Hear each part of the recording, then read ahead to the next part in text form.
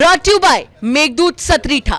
Meghdoot Satritha shampoo ये hair fall को कम करे, डैंड्रफ को रोके और दे आपके बालों को भरपूर मजबूती। मेघदूत सतरीठा शैम्पू।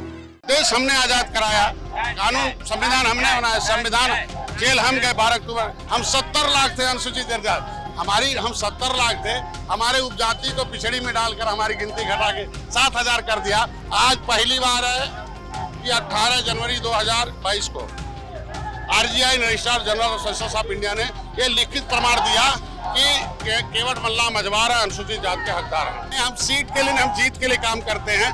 2019 में जीत दिया, 2022 में जीत दिया। कुछ बात हो रही है बीजेपी से, वो बड़े भाई हैं।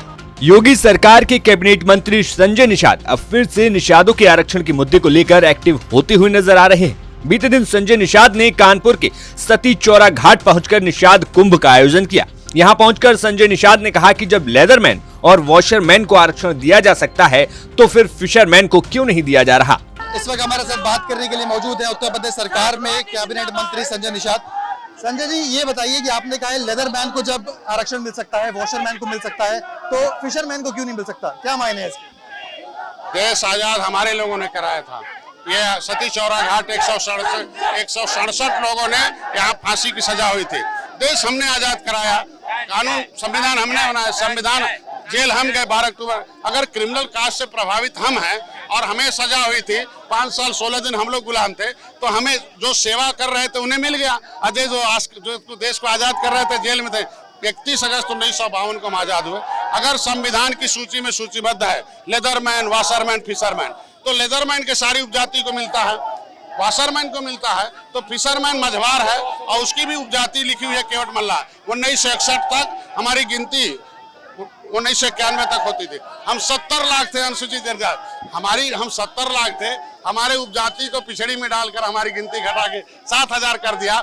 आज पहली बार है कि 18 जनवरी 2022 को RGI registrar general of services of India ने ये लिखित प्रमाण दिया कि केवट मल्ला मझवार अनुसूचित जाति के हकदार हैं। ये हम उसके आधार पर हम सरकार से मांग करना चाहते हैं कि सरकार, माननीय योगी जी का एजेंडा था, भाजपा का एजेंडा था कि मछुआरों का आरक्षण मिलना चाहिए, हमारा मुद्दा वो लागू हो जाए। कई लोग इसकी टाइमिंग पर सवाल उठा रहे हैं कि 2024 के इलेक्शन के पहले आप भारतीय जनता पार्टी पर प्रेशर डाल लें ताकि आपको सीटों में थोड़ी और कुछ गिनती मिले। नहीं, हम सीट के लिए, हम जीत के लिए काम करते हैं। 2019 में जीत दिया, 2022 में जीत दिया।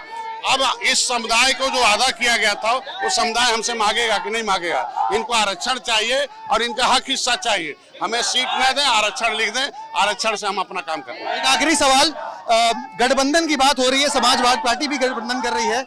गठबंधन को लेकर 2024 में आप अपने आप को कहाँ देखते हैं? मैं भारतीय जनता पार्टी के साथ अटूट गठबंधन है। हमने कांग्रेस को हम लोगों ने वोट दिया, 70 साल बर्बाद कर दिया, फाइल गायब करा दिया। मैंने उनके खिलाफ बसपा सपा के साथ रहे, उन्होंने भी बर्बाद किया। भारतीय जनता पार्टी हमारी सही दिशा में काम कर रही है।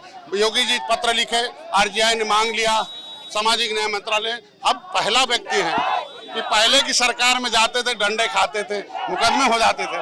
आज हमारी सरकार है, मोदी जी मिलते हैं, पत्र लिखते हैं, योगी अमित शाह जी विचार करते हैं। सीट शेयरिंग पे कुछ बात हो रही है बीजेपी से?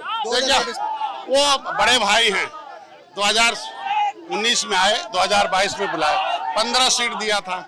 हमें पूरा विश्वास है कि सम्मानजनक सीटें देंगे और सम्मानजनक जीत मिलेगी और इनकी समस्याओं का समाधान। बहुत बहुत धन्यवाद। हमसे बात करने के लिए ये थे संजय निषाद, जिनका कहना है हमें पूरा भरोसा है बीजेपी पे कि सम्मानजनक सीटें मिलेंगी और उसमें हम जीत के आएंगे।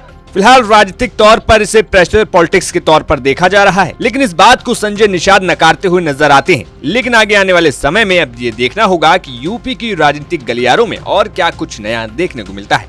कानपुर से सिमर चावला की रिपोर्ट, यूपी तक।